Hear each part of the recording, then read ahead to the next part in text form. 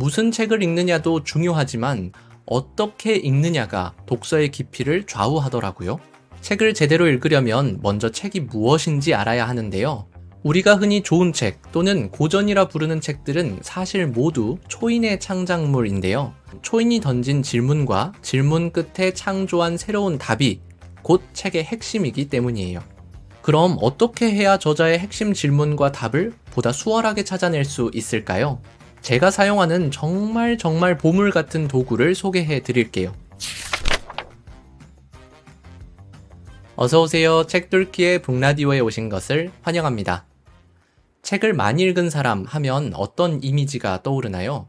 저는 생각이 깊고 선한 사람, 부드러우면서도 자기 주관이 뚜렷하여 올곧은 사람, 지식과 지혜가 깊고 넘치지만 겸손한 사람 등이 떠오르는데요. 물론 책을 많이 읽었다고 해서 다 그런 건 아니겠지만 높은 확률로 그들에게서는 좋은 향기가 나는 듯해요. 저 또한 좋은 향기가 나는 사람이 되고 싶어 지난 2년간 매주 책을 읽고 독서 리뷰 글을 써왔는데요. 그러면서 책을 제대로 읽는다는 게 무엇인지 나름 깨달았어요. 무슨 책을 읽느냐도 중요하지만 어떻게 읽느냐가 독서의 깊이를 좌우하더라고요. 다시 말해 아무리 좋은 책이라고 하더라도 제대로 읽지 못하면 아무런 쓸모가 없었는데요. 그래서 준비했어요. 책을 많이 읽는데도 생각이 깊어지지 않고 잡식 독서에만 머문다면, 또는 책을 읽어도 삶이 바뀌는 게 아무것도 없고 오히려 고집만 세진다면, 또는 책을 읽어도 이해가 되지 않아 매번 포기했다면 오늘 제 이야기를 한번 들어보세요. 물론 저의 경험이 무조건 맞는 건 아니라는 점 참고해 주시고요. 책을 제대로 읽으려면 먼저 책이 무엇인지 알아야 하는데요. 책이다 책이지 정의까지 내려야 해? 라고 생각할 수도 있어요. 하지만 저는 책을 무엇이라 정의 내리느냐에 따라 독서 방법은 물론 책을 대하는 태도, 나아가 인생관까지 달라질 수 있다고 생각하는데요. 그러니 열린 마음으로 한번 들어주세요. 결론부터 말하자면 저는 책이란 초인의 창작물이라고 생각해요. 니체는 인간을 군중과 초인으로 구분했는데요. 니체의 표현을 빌려서 저는 책이란 군중의 창작물이 아니라 초인의 창작물이라고 정의 내렸어요. 그럼 먼저 군중은 어떤 사람일까요? 군중은 유명하거나 힘있는 사람의 말을 숭배하고요. 동시에 다른 사람에게도 숭배하라고 강요해요. 예를 들어 맹목적인 종교인은 신을 숭배하고 동시에 다른 사람에게도 신을 믿어야만 한다고 강요해요. 따라서 군중은 질문하지 않는데요. 저는 이런 군중의 말은 책이 아니라고 생각해요. 반면 초인은 어떤 사람일까요? 초인은 기존의 것에 질문을 던지고 탐구하여 새로운 것을 창조하는 사람인데요. 예를 들어 고타마 시타르타는 왜 우리는 괴로움과 불행으로부터 자유롭지 못할까? 라는 질문을 던졌어요. 그리고 탐구한 끝에 새로운 그래야만 한다, 새로운 키치를 창조했는데요. 고타마 시타르타가 창조한 새로운 키치는 수많은 사람들을 감동시켰고 그 결과 불교가 탄생하게 되었어요. 우리가 흔히 좋은 책 또는 고전이라 부르는 책들은 사실 모두 초인의 창작물인데요. 따라서 좋은 책에는 세 가지가 담겨 있어요. 첫째는 당시 사회나 초인의 모습이 담겨 있고요. 둘째는 꼭 그래야만 할까라는 초인의 질문 또는 문제 제기가 담겨 있어요. 마지막으로 셋째는 초인이 답으로 제시하는 새로운 그래야만 한다, 새로운 키치가 담겨 있어요. 따라서 좋은 책을 제대로 읽어내면 초인이 살던 당시 사회의 모습, 그리고 그 사회가 가지고 있는 문제나 한계, 마지막으로 초인이 창조한 새로운 대안을 마주하게 되어요. 따라서 책을 제대로 읽는다는 건 저자의 핵심 질문과 답을 파악하는 걸 뜻해요. 앞서 설명드렸듯 초인은 기존 사회나 자신에게 왜 꼭 그래야만 할까라는 질문을 던져요. 그리고 질문을 탐구한 끝에 새로운 답을 창조하는데요. 이처럼 초인이 던진 질문과 질문 끝에 창조한 새로운 답이 곧 책의 핵심이기 때문이에요. 예를 들어 볼게요. 다음은 제가 니콜로 마키아벨리의 군주론을 읽고 핵심 질문과 답을 찾아갔던 과정인데요. 제가 어떤 과정을 거쳤는지, 특히 어떤 질문을 사용했는지 한번 구경해 보세요. 질문 1. 니콜로 마키아벨리는 무엇이 문제라고 생각하는가? 답. 군주가 사람들이 어떻게 사는가를 보지 않고 어떻게 살아야 할 것인가에 집중한다. 다시 말해, 군주가 인간의 본성을 고려하지 않고 군주의 이상에 집중하는 게 문제다. 질문 2. 그게 왜 문제인가? 답. 어떻게 사는가와 어떻게 살아야 할 것인가 사이는 거리가 아주 멀다. 위와 같은 군주는 파멸하게 된다. 다시 말해, 인간의 본성과 군주의 이상 사이의 거리가 멀면 군주는 파멸하게 된다. 질문 3. 그래서 어떻게 하자고 하는가? 답. 군주가 자신의 지위를 유지하고 싶다면 착하게 굴지 않는 법을 배워야 하고 필요에 따라 그렇게 해야 한다. 다시 말해, 인간의 본성에 근거하여 통치해야 한다. 제가 정리한 내용을 풀어서 설명해 볼게요. 니콜로 마키아벨리는 어떤 군주가 살아남고 어떤 군주가 파멸할까라는 질문을 품었어요. 그는 수많은 역사적 문헌과 당시 사건들을 분석하면서 인간의 본성에 근거하여 통치하는 게 중요하다는 걸 깨달았어요. 그러니까 인간의 본성을 무시한 채 자신의 이상으로만 통치하는 군주는 파멸한다는 걸 깨달은 것이죠. 따라서 마키아벨리는 군주가 살아남으려면 철저히 인간의 본성에 근거하여 통치해야 한다고 말해요. 때로는 그로 인해 잔인하고 인색하다는 평을 받더라도요. 지금까지 제가 군주론의 핵심 질문과 답을 정리해 보았는데요. 어떠셨나요? 군주론이 대강 어떤 책인지 그려지지 않나요? 그리고 니콜로 마키아벨리가 생각한 인간의 본성이란 무엇인지, 또 군주가 어떤 때 잔인하고 인색해야 하는지도 궁금하지 않나요? 예시를 하나 더 들어볼게요. 다음은 제가 브라이언 그린의 엔드 오브 타임을 읽고 핵심 질문과 답을 찾아갔던 과정인데요. 마찬가지로 제가 어떤 과정을 거쳤는지, 특히 어떤 질문을 사용했는지 한번 구경해 보세요. 질문 1. 브라이언 그린은 무엇이 궁금한가? 답. 브라이언 그린은 우리 삶의 의미와 목적이 궁금하다.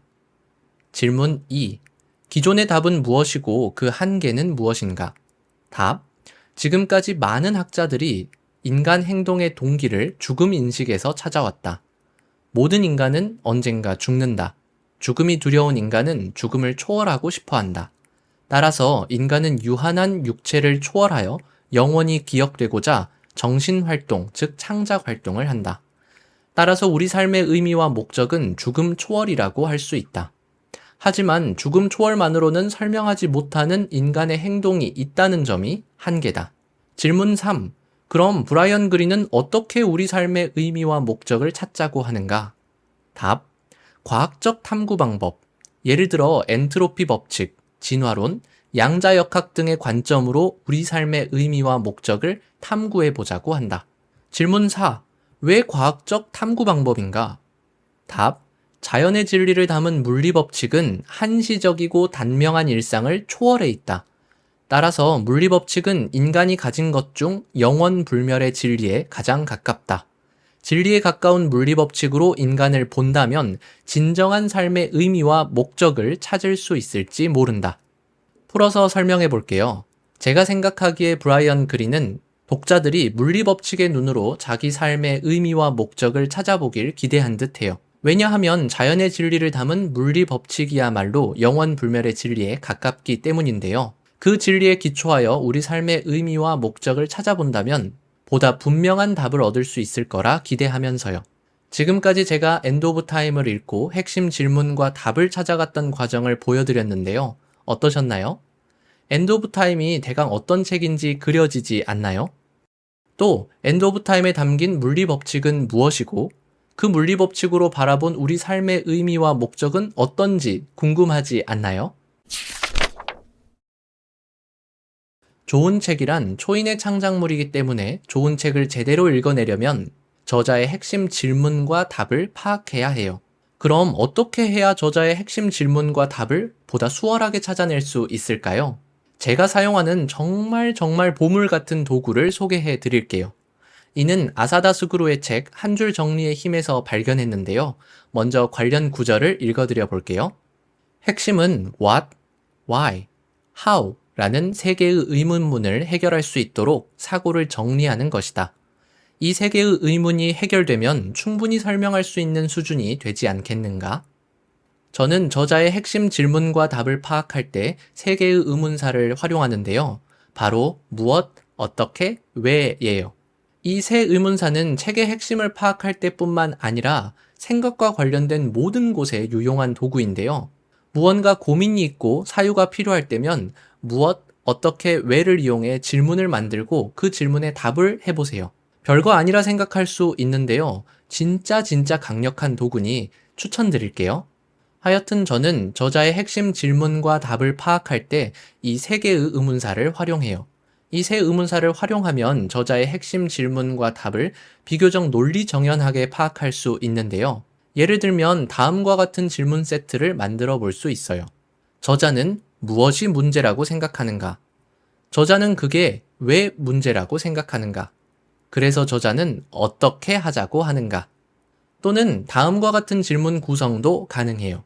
저자는 무엇이 궁금한가? 저자는 궁금함을 어떻게 해결하자고 하는가? 왜 그런 방법을 제안하는가? 마지막으로 저자의 결론은 무엇인가? 좋은 책을 제대로, 무엇보다 꾸준히 읽다 보면 정말 가슴 뛰는 일을 겪게 되는데요. 바로 저를 강력하게 끌어당기는 초인을 만나게 된다는 거예요. 저는 지난 2년간 매주 책을 읽고 독서 리뷰 글을 써왔는데요. 그동안 니체, 밀란 쿤데라, 헤르만 헤세, 김만권, 브라이언 그린, 카를로 로벨리 등 수많은 초인들과 사랑에 빠졌어요. 그들이 던졌던 질문은 사실 제가 던지고 싶었던 질문이었다는 걸 깨달았고요.